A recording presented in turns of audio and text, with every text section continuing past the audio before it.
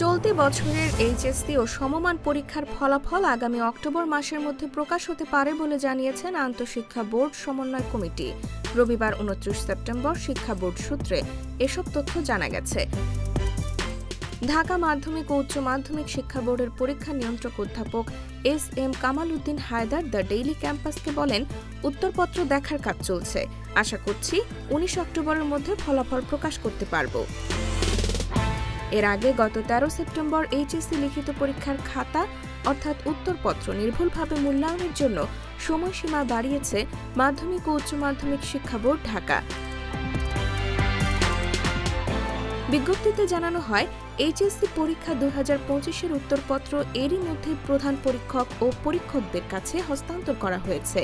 উত্তরপত্র নির্ভুলভাবে মূল্যায়নের জন্য প্রধান পরীক্ষক এবং পরীক্ষকদের যে সময় দেওয়া হয়েছে তা থেকে আরও ২ দিন বেশি সময় বাড়ানো হলো।